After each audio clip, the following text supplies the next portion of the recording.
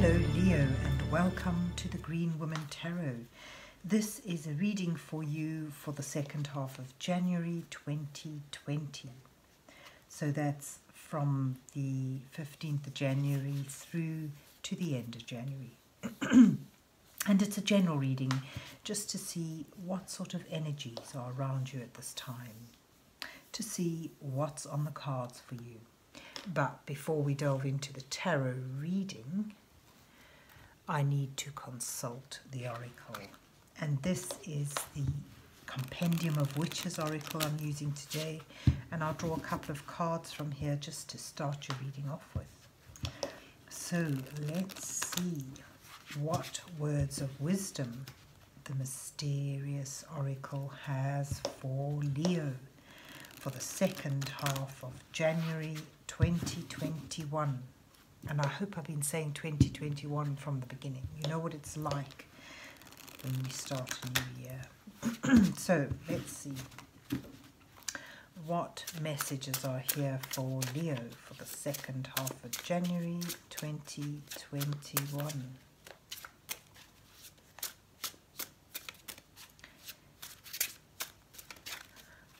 What does Leo need to know?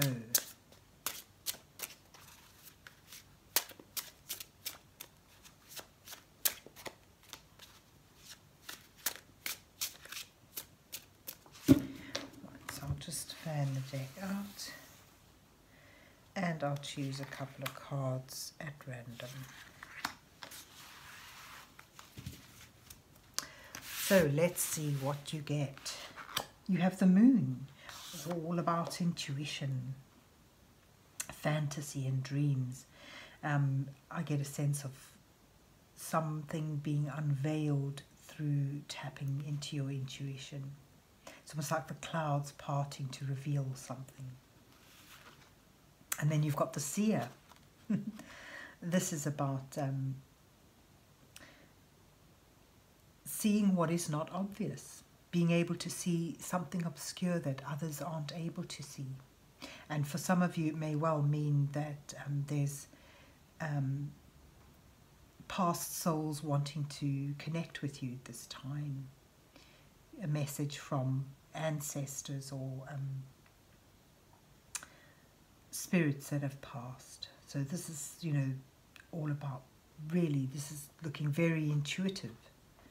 Tapping into your intuition, being in connection with the lineal space, the other realm, the hidden realms, and feeling comfortable with that, you know, that they're your friends.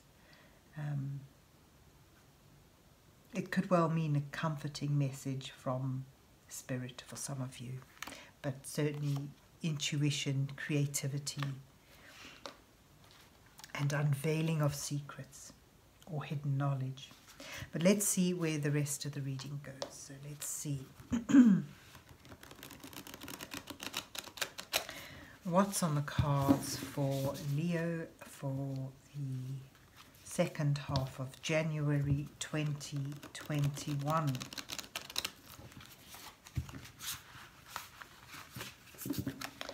What messages are here for Leo for the second half of January this year?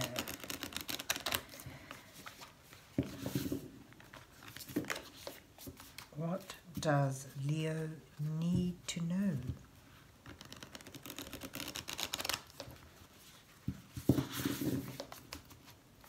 So this is the lovely Oak, Ash and Thorn tarot that I'm using today. And I'll draw a couple of cards from here, just 8 cards for your reading. And we may as well start now that they're falling out. So the first 2 cards depict you, where you are now in your situation. 7 of Pentacles and the Emperor. And then your challenges or the overarching energies that have brought you to where you are the King of Pentacles and the Hierophant. And guidance from Spirit is beneath that, the 2 of Cups and the Queen of Swords. And then your outcome cards, your possible outcome is the Lovers and the 7 of Wands. And then you've got the Ten of Swords at the bottom of the deck. So here is an ending that's depicted, a difficult ending. But from that ending, a new beginning is emerging, new life, a new, sort of this ending may have been painful and difficult, but it's allowed you to rise up again, to transform yourself into something more beautiful, something stronger. So a definite ending, allowing something to come to its natural conclusion, and from that you emerge new.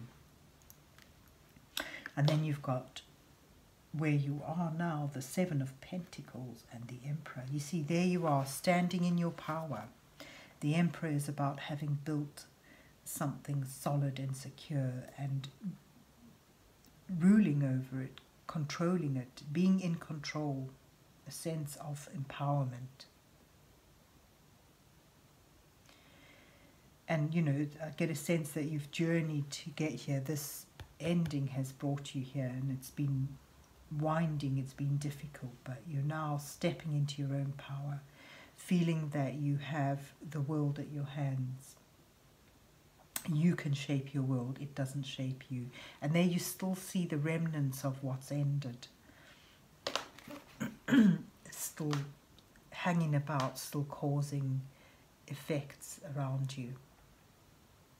And then you've got the Seven of Pentacles showing that, what you've built up from this is still it's still growing, it's still forming, and you've done all the hard work, you've laid down solid foundations, and you've tended it, you've focused on it, you've nurtured it. Now you need patience and watchfulness in order to allow it to come to fruition in its own time. It's not ready yet. Now here your challenges are the King of Pentacles. It's akin to the Emperor, but without the fieriness, without the aggression. This is about having business acumen, about sort of taking practical steps. This is about having built up something material through hard work and labour, and being in a position where you now are stable, secure, and have value around you. But as it's sort of more in a in your challenge position, or what's brought you here, sort of suggesting that this is what you're aspiring to, value, business acumen, stability, and you're not feeling it just yet because you need to wait a little longer. It's coming, it's almost there, but you need to wait. Hierophant suggests that you're struggling now to find that answer, that guidance. There's a need for guidance, and that guidance will bring you to the fruition you seek.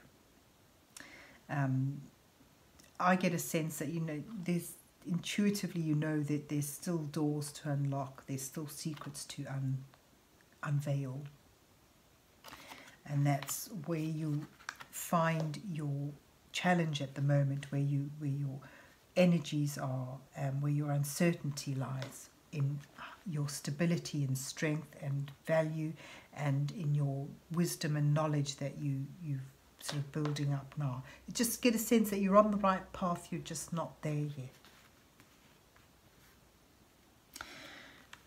Your guidance cards show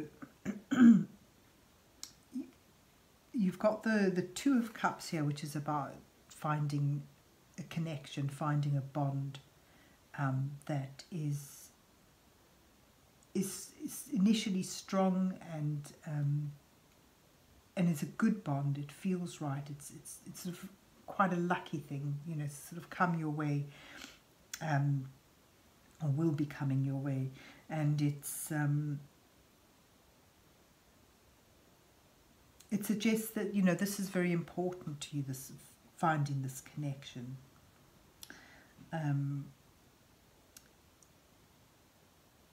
as it's in your guidance card, I get a sense it's sort of it's urging you to look out for, to not miss a possible connection while you're focusing on trying to build up your stability. You may be, you know, sort of not paying much attention to messages, to clues, to signs that there is a possibility for a connection here, a union.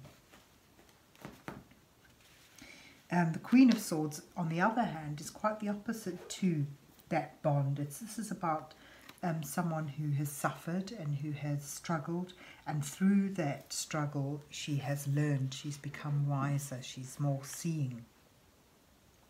But it often depicts someone on their own. You know, you connect it with the Ten of Swords here.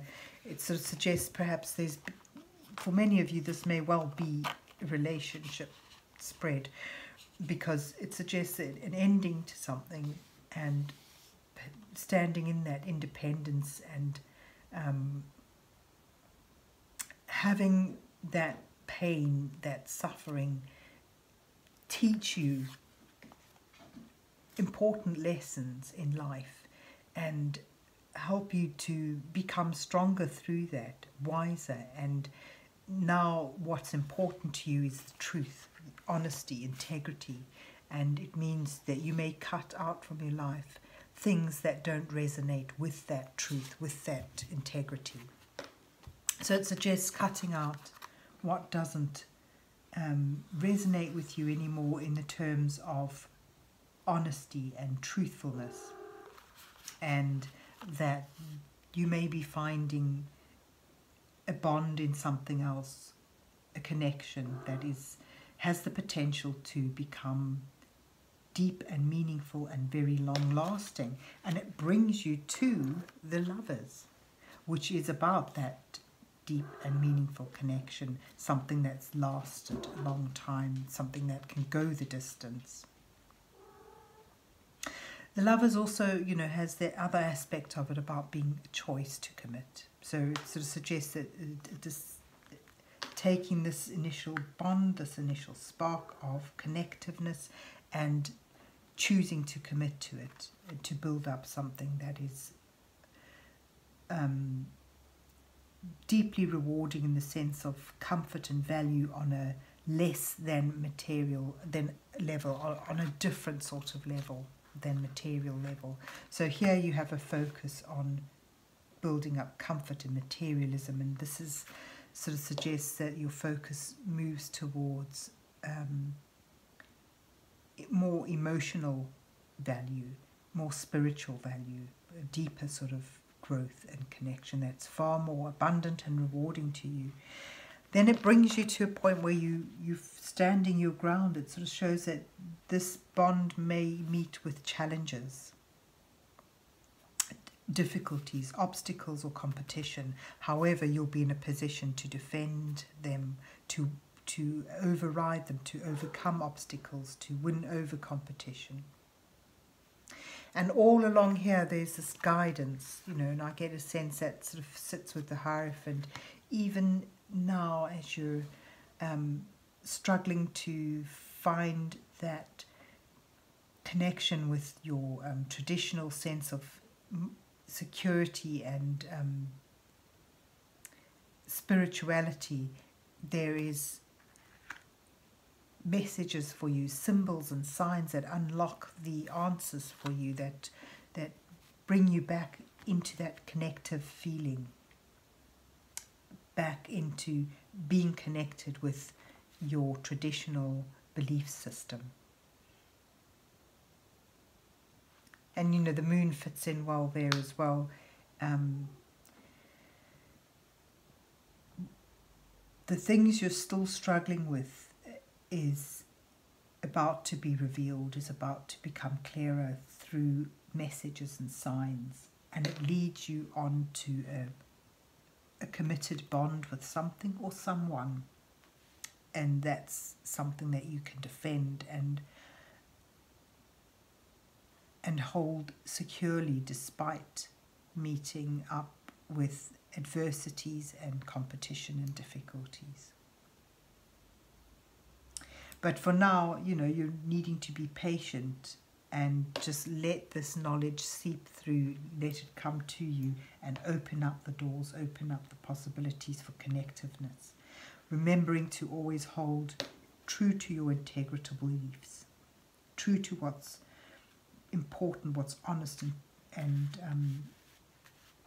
you know, holding on true to your moral guidance, your moral compass, because ultimately it brings you to a connection, a strong and meaningful bond that you're able to defend. Sorry about the cat jumping up. So there you have it, Leo. I hope you enjoyed your reading and that it resonates with you. And if so, please remember to hit the like, share and subscribe buttons, and enjoy the rest of the week. And God bless you. No, the rest of the month. And God bless you till we meet again.